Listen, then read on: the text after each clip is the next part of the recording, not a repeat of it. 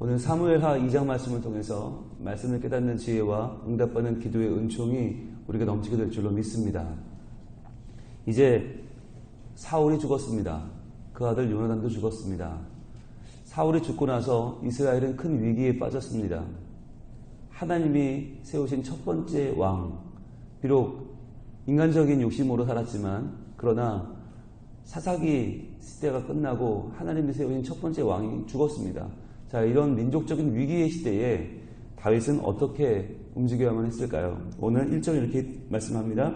그 후에 라고 말합니다. 그 후에. 이 말은 시간이 꽤 흘렀음을 이야기합니다. 이 흐르는 시간 동안 뭐 했을까요?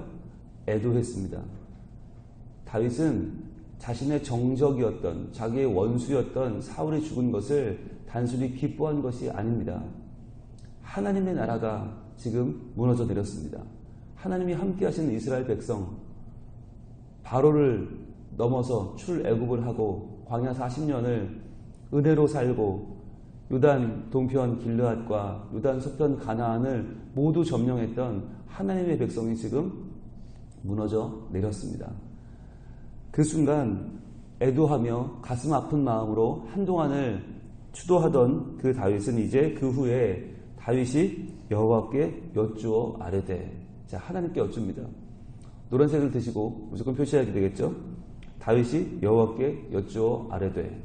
다윗은 이제 함부로 움직이지 않습니다. 다윗은 이전에 블레셋으로 몸을 피할 때 하나님께 묻지 않았습니다.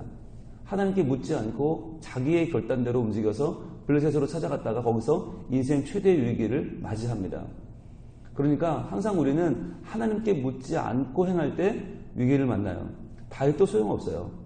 다윗 아니라 모세 아니라 누구라도 소용없어요. 우리는 내 판단대로 움직일 때 반드시 위기를 자초하고 반드시 멸망의 길로 갑니다. 그것을 깨달은 다윗은 이제 사울이 죽은 후에 가장 먼저 하나님께 여쭙니다.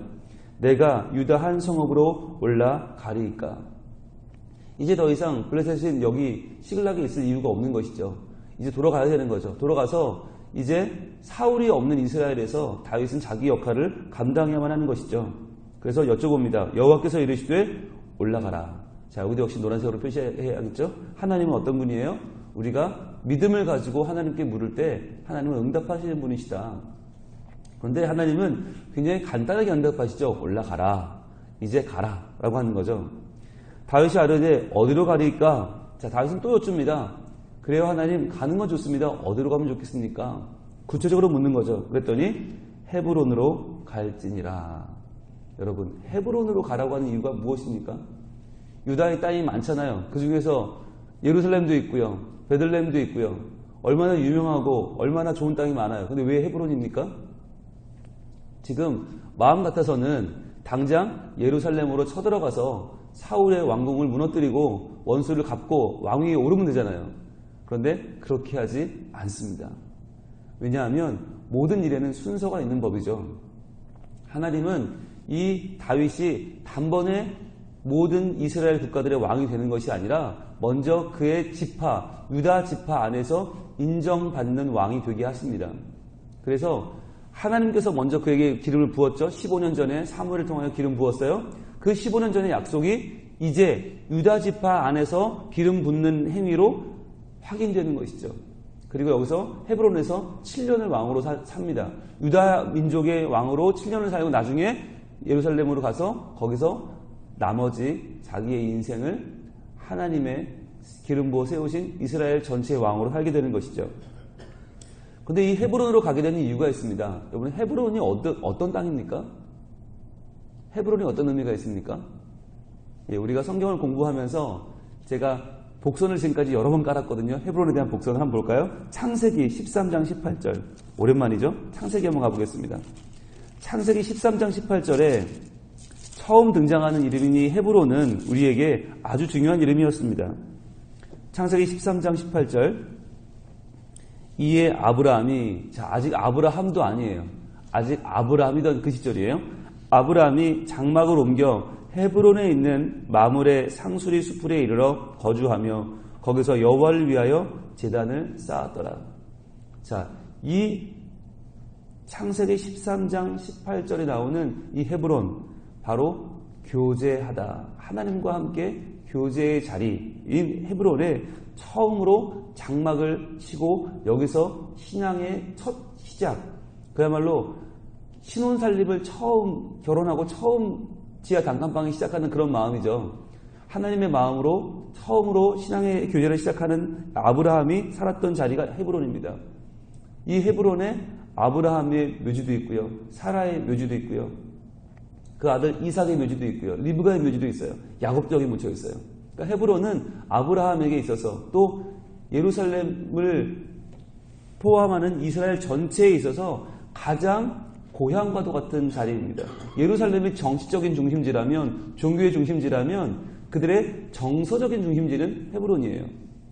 그래서 이 헤브론을 나중에 광야 시절에 많은 광야 40년을 지나면서 가데스 바네아에서 정탐꾼을 보내서 우리 땅이 과연 지금 우리가 애굽에 살고 있던 400년 동안 평안한가, 어떤 땅인가 보러 갈 때 바로 이 헤브론으로 사람들을 보내요. 그래서 헤브론 에스골 골짜기로 12명의 정탐꾼이 가서 에스골 골짜기에 있는 어마어마한 포도송이를 지고 돌아와서 가나안 땅이 이렇게 지금 아직도 풍요롭습니다 보고했던 그 땅이 바로 헤브론이에요. 그리고 나중에 여호수아 15장으로 가면 갈렙이 85세의 나이에 이 산지를 내게 주소서 했던 땅이 바로 헤브론이에요. 왜 그렇게 쓸모도 없어 보이는 땅, 그냥 높은 산지, 험한 산, 안악자손 살고 있는 그 험한 산 갈렙을 왜 그 헤브론을 갈렙이 달라고 했냐면 그 땅이 믿음의 조상이었던 아브라함이 하나님과 교제했던 자리이면서 그 땅이 하나님이 이스라엘 백성들을 자기 백성으로 품어주셨던 하나님과의 활발한 교제가 있었던 땅이기 때문입니다. 그래서 그 땅으로 이스라엘 백성들은 항상 돌아오는 꿈을 꾸었고 400년간의 애굽 생활하면서도 헤브론에 대한 꿈을 꾸고 돌아온 땅이 바로 가나안이었어요. 그러니까 그 헤브론에서 하나님이 이제 다윗을 왕으로 세우시는 거예요. 그 헤브론에서 하나님이 세우시는 왕정, 하나님이 통치하는 나라의 첫 번째 왕 다윗이 왕위에 오르게 되는 것입니다. 그러니까요, 성경은요 하나하나 보면 이게 왜 이렇게 되는지 잘 알 수 없어요. 그런데 우리가 지금 보는 것처럼 하루에 한 장씩 통으로 전체를 보면 하나님이 왜 아브라함을 헤브론으로 부르셨는가, 왜 12정탐꾼은 헤브론으로 정탐을 갔는가, 그리고 왜 갈렙은 그 험한 산지를 내게 달라고 그렇게 외쳤는가 하는 하나의 일관성을 알 수 있어요. 그것이 바로 아브라함의 자손이면서 유다 지파의 왕인 다윗이 왕위에 오르는 이 시간 때문이에요. 하나님의 약속이 이루어지는 거예요. 하나님의 약속. 헤브론에서 유다 지파의 왕이 세워지는 것. 보겠습니다. 2절과 3절입니다. 다윗이 그의 두 아내 이스라엘 여인 아히노암과 갈멜 사람 나발의 아내였던 아비가일을 데리고 그리로 올라갈 때에 또 자기와 함께한 추종자들과 그들의 가족들을 다윗이 다 데리고 올라가서 헤브론 각 성읍에 살게 하니라 그랬습니다.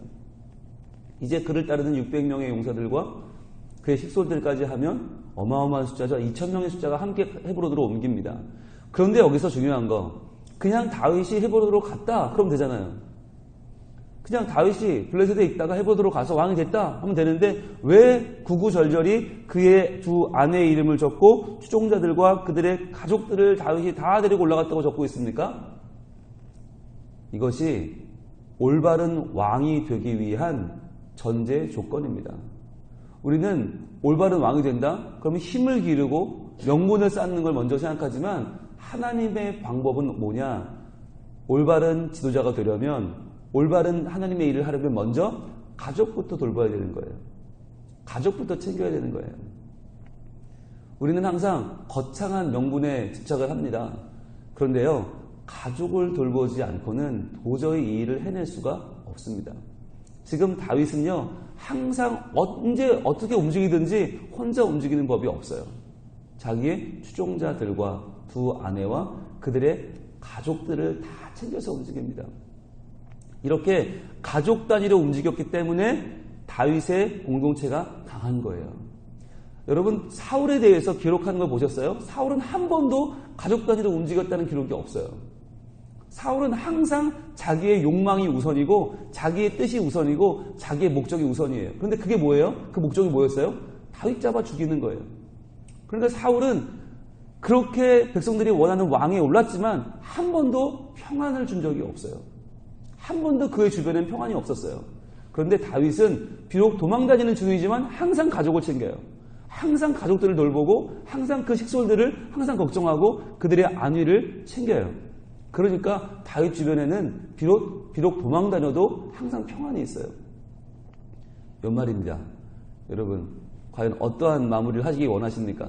여러 가지 거창한 마무리가 있겠지만 그 중에 하나님이 원하시는 마무리는 뭐냐? 가족이 함께하는 것이에요. 가족 안에서 그 가족의 사랑을 다시 한번 깨닫고 하나님이 우리 가족을 묶어주신 것을 기뻐하면서 마무리를 지어야 되는 거예요. 이제 송구영신 예배가 곧 다가오는데 여러분 송구영신 예배 어떻게 마음이 준비하고 계십니까? 가족 단위로 오십시오. 가족 단위로 함께 오십시오. 그래서 가족이 손을 꼭 붙잡고 그 연말과 새로운 해가 시작되는 그 시간을 함께 보낼 수 있는 것이 얼마나 감사한 일인지 여러분 함께 보내시길 바랍니다. 그러면서 그 시간에 한 해 동안 있었던 말 못했던 미안하다는 말도 해주고요. 고마웠다는 말도 해주고요. 새해 정말 하나님이 너와 함께 하실 거란 말도 해주고요. 그 진심을 좀 담아주세요. 마음은 있잖아요. 그런데 지금까지 왜 말 못했어요? 기회가 없었잖아요. 어색했잖아요. 쑥스러웠잖아요. 그런데 그런 어색함과 쑥스러움을 이길 수 있는 자리가 어디예요? 바로 이제 그 송구영신 예배예요. 손을 꼭 잡아주시면서 그 자리에서 하나님의 사랑으로 마음껏 축복해 주세요. 같이 오세요. 아무리 직장에서 여러분 화려하고 요란한 막년회를 하셔도요. 그거 다 의미 없습니다. 내 가족이 집에 있는데 그게 무슨 의미가 있습니까? 하나님 안에서 성린 가족이 하나가 될 수 있기를 원합니다. 바로 이러한 모습. 다윗은 아둘람 굴에 있을 때부터 이런 모습이었어요. 그러니까 그의 주변에는 항상 사람이 끊이지 않았어요. 항상 시끌벅적하고 항상 아름답고 항상 행복했어요. 그래서 그 자리는 헤브론 교제의 자리였어요. 하나님께서 그를 가족 공동체로 이끌어 주십니다. 4절입니다. 유다 사람들이 와서 거기서 다윗에게 기름을 부어 유다 족속의 왕으로 삼았더라 그랬어요. 자, 기름을 또 붓습니다. 여러분 기름 붓는 게 다윗에게 좋은 일이었을까요? 15년 전에 사무엘이 기름 부었을 때 얼마나 가슴 벅찼을까요? 야, 내가 왕이 되는 겁니까? 어린 소년이 얼마나 좋아했을까요? 그런데 그 이후로 15년 동안 그는 죽을 고생만 했어요. 한 번도 빛을 못 봤어요. 15년 동안 내내 도망다니고 내내 미친 채하고 내내 목숨을 걸고 살았어요. 그런데 그 15년의 고통의 시간이 끝나고 이제 하나님이 그를 다시 한번 기름 부어 유다의 왕으로 세우십니다. 그런데 여기서 한 가지, 여러분 왜 유다 족속이 그를 왕으로 세우죠? 아니 이스라엘 민족이 왕으로 세워야 되는 거 아니에요. 근데 왜 유다 지파가 그를 왕으로 세우는 것입니까? 유다가 무슨 권리가 있습니까? 유다 족속은 뭘 근거로 지금 다윗을 왕으로 삼는 거죠? 네, 바로 850년 전에 있었던 야곱의 축복입니다. 가볼까요? 창세기 49장. 오늘 창세기 많이 가네요. 창세기 49장 10절입니다. 그 유명한 야곱의 축복. 야곱이 12아들을 축복했던 바로 그 아름다운 축복의 자리로 가보겠습니다. 창세기 49장 10절입니다. 규는 홀이라고도 하죠. 왕의 지팡이입니다. 왕의 지팡이가 지휘권이 유다를 떠나지 아니하며 통치자의 지팡이가 그 발 사이에서 떠나지 아니하기를 실로가 오시기까지 이르리니 그에게 모든 백성이 복종하리로다. 이것이 야곱이 했던 그 자녀의 축복 가운데 가장 강한 유다에 대한 축복이었어요. 8절부터 한번 올라가 볼까요? 8절. 유다야 너는 내 형제의 찬송이 될지라. 자, 유다는 이름이 찬송이에요. 그런데 이름만 찬송이 아니라 네가 내 모든 형제들의 찬송이 될 것이다. 찬송을 받는 왕이 될 것이다 라는 말이죠. 내 손이 내 원수의 목을 잡을 것이다. 즉 원수를 물리치고 너의 민족을 지키는 자가 너다. 내 아버지의 아들들이 네 앞에 절하리로다 그랬어요.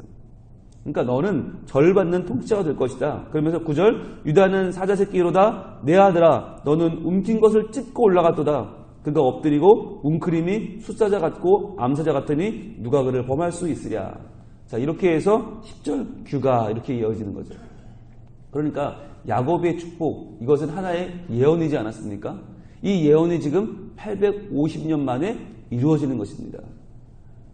여러분, 놀랍지 않습니까? 하나님의 말씀은요, 하나도 땅에 떨어지는 법이 없어요. 하나님의 계획은 그 옛날 창세기 49장, 여러분 여기 읽을 때만 해도 우리가 다윗이라는 이름이라도 알았습니까?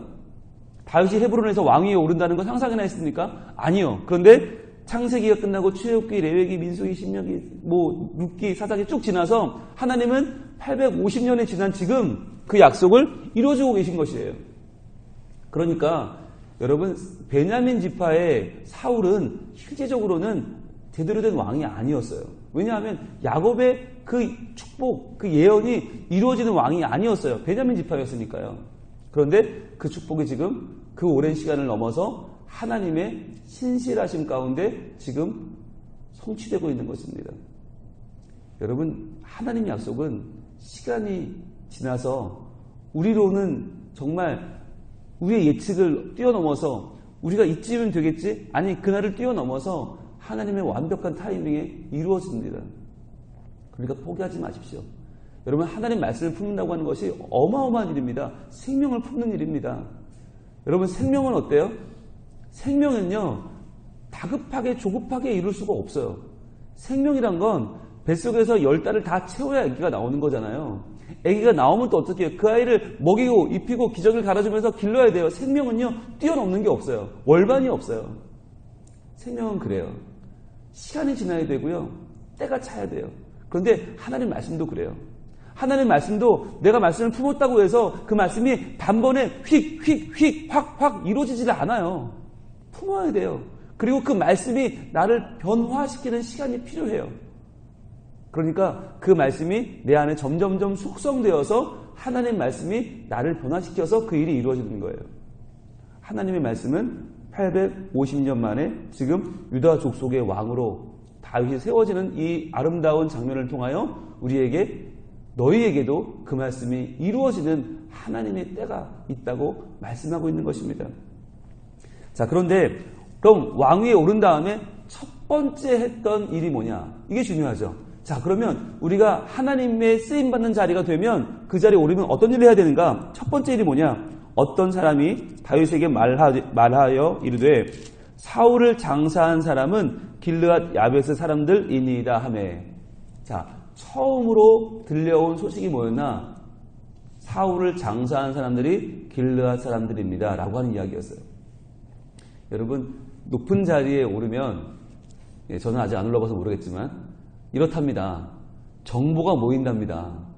그런데요, 그 정보 중에는요, 쓸데없는 정보도 많아요. 그러니까 괜히 마음을 흔들리게 하는 정보도 많아요. 모르면 좋겠는 이야기도 많아요. 이런 이야기도 사실 모르면 좋겠는 이야기 아닙니까?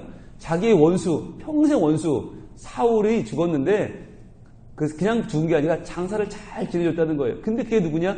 길르앗 사람들이라는 거예요. 자, 이 말을 전해준 사람들의 의도는 뭐였을까요? 자, 다윗이시여, 이제 왕이 됐으니까 우리 원수 갚으러 갑시다. 사울은 못 죽여도 사울의 장례를 치러준 나쁜 놈들은 잡으러 갑시다. 때려잡읍시다. 이런 뜻으로 한 말 아니었을까요? 그런데 그 말을 들은 다윗이 어떻게 합니까? 5절입니다. 다윗이 길르앗 야베스 사람들에게 전령들을 보내 그들에게 이르되, 그러니까 왕이 된 다음에 공식적으로 처음 행하는 왕의 행보는 뭐였냐? 전령을 보냈는데 너희가 너희 주 사울에게 이처럼 은혜를 베풀어 그를 장사하였으니 여호와께 복을 받을지어다. 자, 다윗은요, 그들을 품어 안습니다. 그들을 원망하거나 그들을 징계하거나 그들을 저주하는 게 아니라 도리어 너희가 너희의 주 사울을, 그렇죠, 너희에게는 그 당시 왕은 사울이었으니까 사울에게 이처럼 은혜를 베풀었구나. 그를 장사하였으니 여호와께 복을 받을지어다. 자, 그러니까 1장에서 사울의 죽음, 요나단의 죽음을 놓고 다윗이 애도의 눈물을 흘렸던 것은 거짓이 아니었던 거예요. 진짜였던 거예요. 모든 정치인들은 앞다르고 뒤다르잖아요. 그런데 다윗은 그렇지 않았던 거죠. 그 눈물이 진짜였어요. 그래서 사울을 장사 지내준 사람들에게 진심으로 감사를 표한 거예요. 여호와께 복을 받을지어다.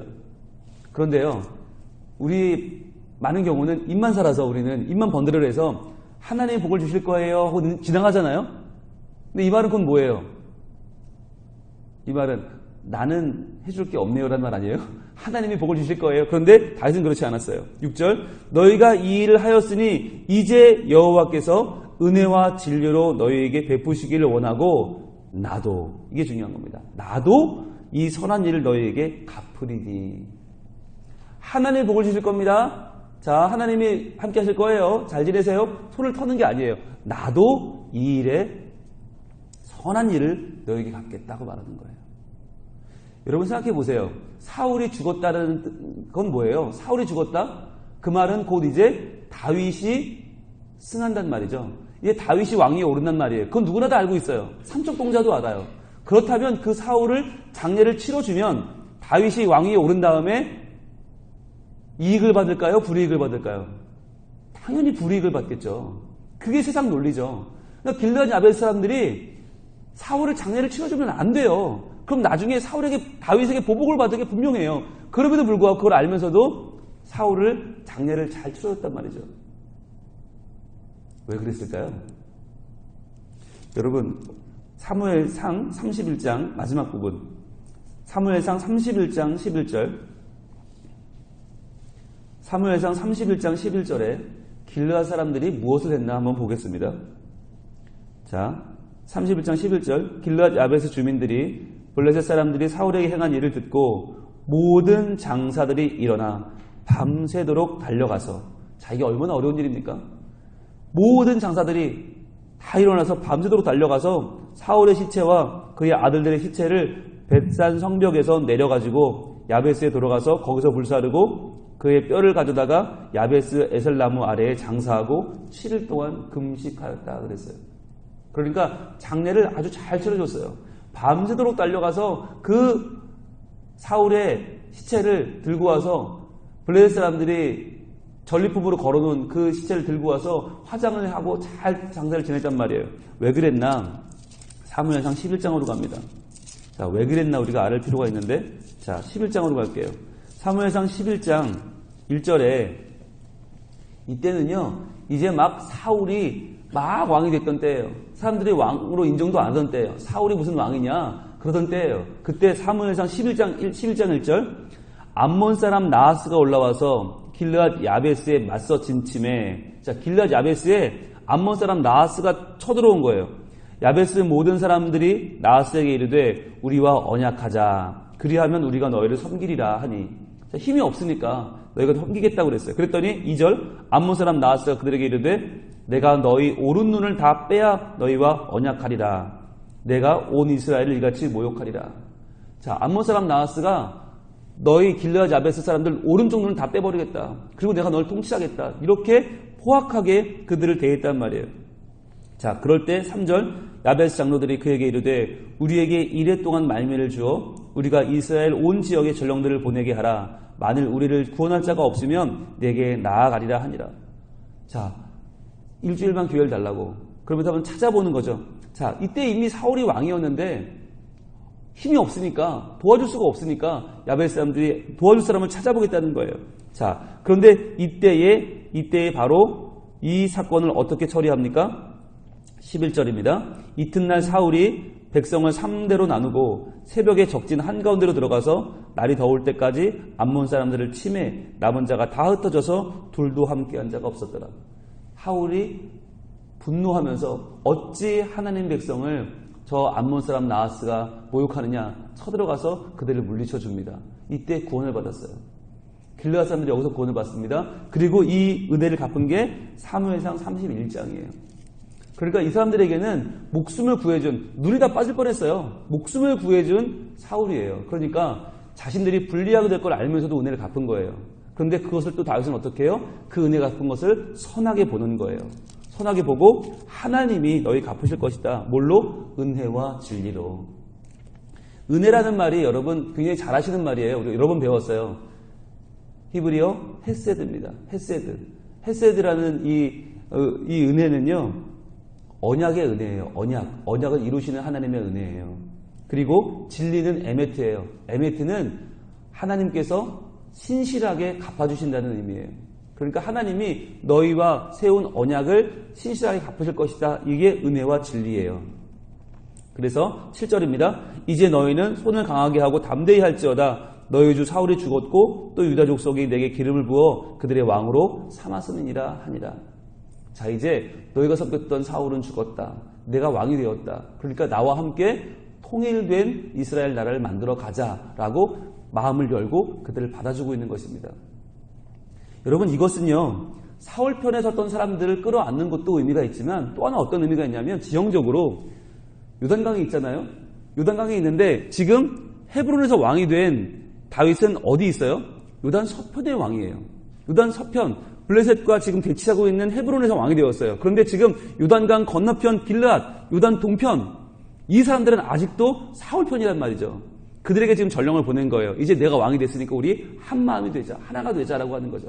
그래서 요단강을 사이에 두고 요단 서편인 가나안과 요단 동편 길르앗, 가나안과 길르앗이 이제 하나가 되어서 우리 한 마음으로 하나님 나라를 이뤄가자라고 말하는 것이에요.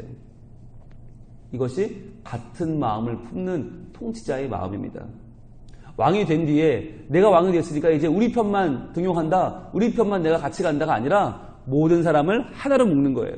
이게 누구랑 달라요? 사울과 다른 거죠. 사울은 왕이 된 다음에 누구만 썼나? 베냐민 지파만 썼어요. 자기 주변에 베냐민 지파만 가득했어요. 그러다 보니까 모든 11개 지파를 외면해버리는 욕심에 찬 왕이었는데 다윗은 그게 아니라 헤브론에서 왕이 되었지만 다른 지파까지, 길르앗 지파까지 다 포함하는 온전한 하나님 나라를 꿈꿨다라고 하는 것입니다. 여러분, 이러한 관용과 이러한 하나됨이 이 연말에 우리에게 있기를 원합니다. 올해가 가기 전에 여러분 마음을 좀 여세요. 그래서 꼭 원수 맺고 지내지 않았다 할지라도 지금까지 좀 무심했던 사람들 있잖아요. 사실 우리 구역 안에도 모이면 사실 친하게 지내는 사람 2-3명밖에 없고 나머지는 조금 대면 했잖아요. 그렇다면 이 연말에 한번 여러분이 먼저 전화해 보세요. 그리고 아유 집사님 지금까지 제가 잘 챙기지도 못하고 인사도 잘 못했어요. 한번 해보세요. 그러면 깜짝 놀라실걸요? 아니에요 집사님 저기 얼마나 잘해주셨는데요. 아니에요, 내가 마음이 좀 덜 열렸던 것 같아요. 미안해요 집사님. 그러면서 선물이라도 좀 하나 사가지고 찾아뵙는 거예요. 그러면서 서로 마음이 열리고 새해에는 더 화목한 그러한 구역, 그러한 가족 간의 아름다운 만남이 형성된다면 얼마나 좋겠습니까? 여러분, 참 좋은 시간이에요. 연말이 참 좋아요. 평소 같으면요, 전화하고 찾아가면 어색해요. 아, 이 사람 왜 이러지? 이런 마음이 들어요. 그런데 연말이잖아요. 연말이니까 전화를 해도 자연스럽고요, 찾아가도 자연스럽고요, 선물을 해도 이상하지 않아요. 이때를 잘 활용하시길 바랍니다. 그래서 다윗이 왕위에 오르자마자 제일 처음에 사울의 편이었던 길르앗 사람들을 끌어안는 것처럼 우리도 이제 하나님의 백성이 되었고 하나님의 사랑하는 자녀가 되었으니까 이 연말을 잘 한번 활용해 보세요. 그래서 문자 보내지 마시고 카톡은 단체 카톡 이런 거 보내지 마시고 전화로 아니면 한번 만나서 손 한번 잡아주시면서 그동안 감사했다고, 그동안 너무 사랑해 주시고 기도해 주시고 감사했다고 한번 표현해 보면서 그렇게 사랑을 나누는 귀한 연말 보내시면 여러분 가족 안에 먼저 화목이 있고 회복이 있고 또 구역 안에 회복이 있고 또 교회 지체들 가운데 회복이 있고, 그래서 만나는 사람들마다 따스한 말과 회복되는 말로 나도 살고 너도 살고 함께 사는, 그리하여 정말 모두가 다 마음이 회복되고 하나님 안에 성민 가족으로 사랑과 행복이 가득한 귀한 연말 보낼 수 있기를 축복합니다. 기도하겠습니다. 하나님 감사합니다. 하나님, 주의 말씀은 일전일획도 땅에 떨어지는 법이 없이 다 이루어지는 줄로 믿습니다. 850년 만에 이제 야곱의 축복이 성취되어서 유다 지파에서 하나님을 섬기는 올바른 왕이 세워졌습니다. 주님, 이 다윗이 그저 개인이 아니라 하나님이 약속하신 왕, 하나님이 꿈꾸시는 왕, 우리에게 오시는 예수 그리스도를 예표하는 왕인 줄로 믿습니다.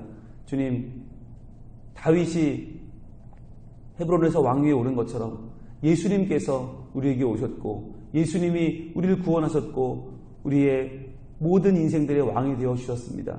주님, 우리 예수님 마음에 품고 저희들도 이 연말에 우리의 마음을 열어 서로 사랑하며 내 가족들을 먼저 챙기며 내 구역 식구들, 내 교회 가족들, 내 함께했던 지체들에게 마음을 열어 사랑하고